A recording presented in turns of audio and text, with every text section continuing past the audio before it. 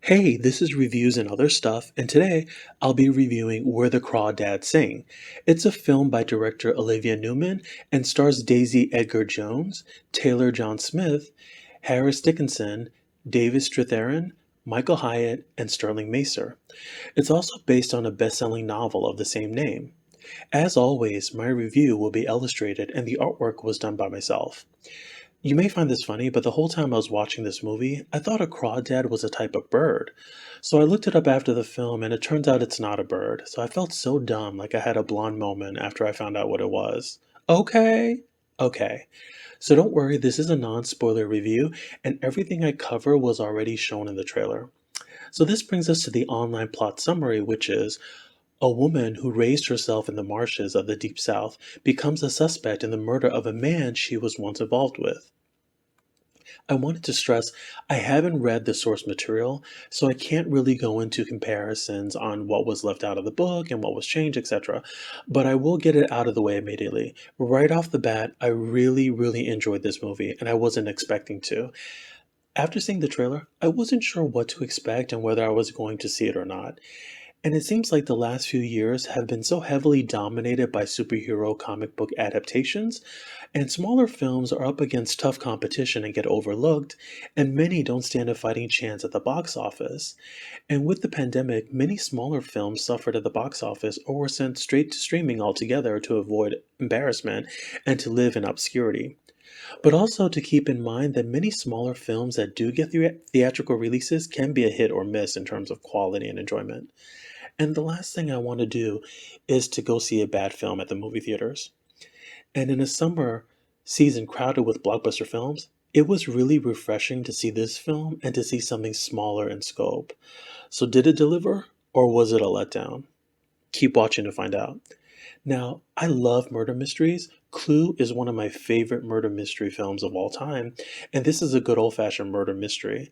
The story revolves around the main protagonist, Kaya, played by Daisy. The story takes place in 1969 in a small rural town in Charlotte, North Carolina. It's one of those small towns where everyone knows everyone and everyone knows everyone's business. I wasn't even in the film and I didn't want to live there. I don't need anyone in my business. Okay?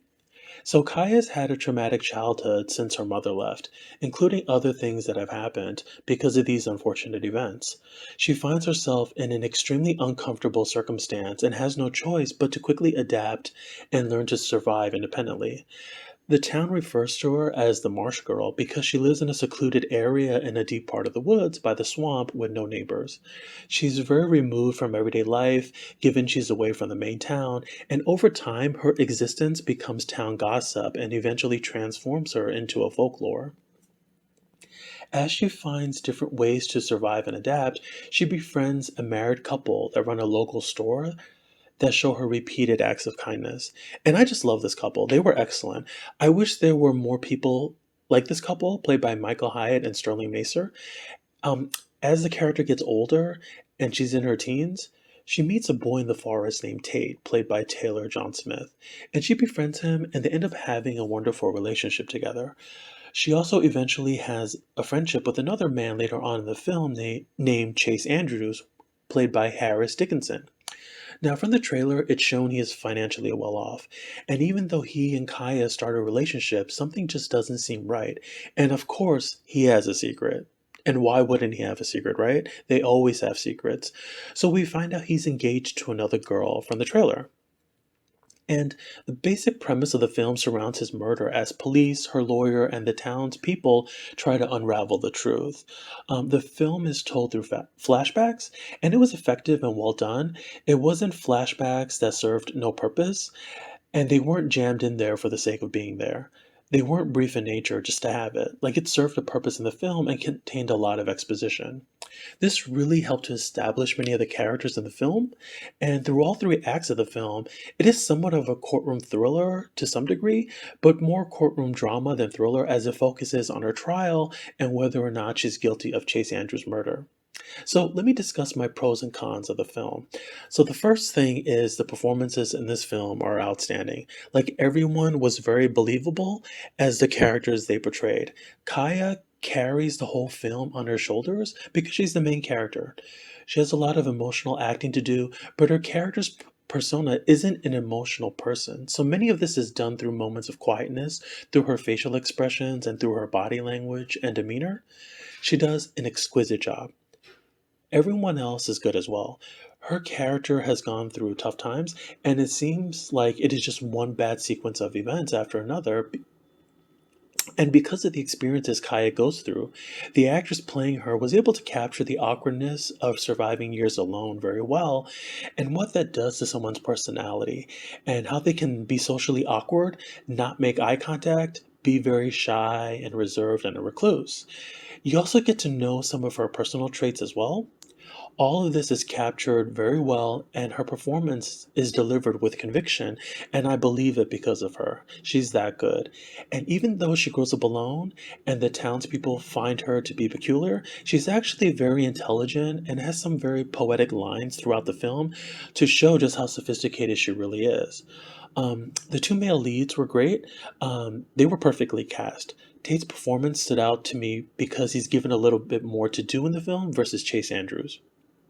Second, many films suffer from character development, but this one doesn't. This film really takes its time to develop Kaya and other characters to give as much meat as possible, so when specific character motivations occur, you know why. They aren't doing it randomly in a vacuum. The characters feel fleshed out, they feel real, you get to know them, they feel like anybody we could possibly know in our life. The scenes never felt rushed or choppy, like it just takes its time. Third, the pacing of the film was also well done. The way the flashback scenes are handled to how it will then juggle back to courtroom scenes was great. The juxtapose of the two were handled very well. Because we'll get a flashback scene and then a courtroom scene to further the narrative about our trial, but both served as good plot progression. Like no scene seemed wasted. On top of that, you could feel the stakes involved. Like every time they were in the courtroom and even outside of the courtroom, you feel her struggle, you feel the tough predicament she's in, and you feel there are real stakes involved. Like there's weight to it. The fourth is the cinematography of the film is great. You get these beautiful shots of the swamps, the ocean, and sunsets, and it was really breathtaking to watch. Like you feel immersed in the world of North Carolina through the cinematography and the excellent performances. My seat was actually almost the last row at the back of the theater, and I kind of regret not getting a seat closer to the screen. I would have loved to see those nature shots a bit closer. My last pro is the murder mystery element of the film was handled and crafted very well. Every time I thought I had the killer down pat, it went in a different direction. There are little nuggets of clues placed here and there throughout the entire film to really throw the audience off their track and to make you think it's this person when it's really that person. So, I don't really have any cons for this movie per se. I just have two small gripes. The first is I said the character development in the film is well done and nobody felt wasted, and it is. Everyone feels fleshed out, but because I like the actors and the job they did with their characters, I was hoping for more scenes with the entire cast. I'm sure there are tons of stuff left out of the film because there was stuff I saw in the trailer that wasn't in the final cut. So upon digital and physical media release, pretty please release the director's cut. I just wanted more time with everyone. Second, my other small gripe is the big reveal. We all know the with murder mysteries, it's all about the big reveal. And not to spoil anything, but the delivery of the reveal was not what I had expected, and I'll leave it at that. So, my final thoughts are this movie gets a solid 8 out of 10 for me. This film is extremely, extremely well done. If you're looking for a film with great performances, intrigue, a solid plot, good character development, beautiful scenery, twists and turns, this is it. It's so good, I ordered a copy of the book after seeing it. I highly recommend you check this out in theaters. I think you'll have a great time.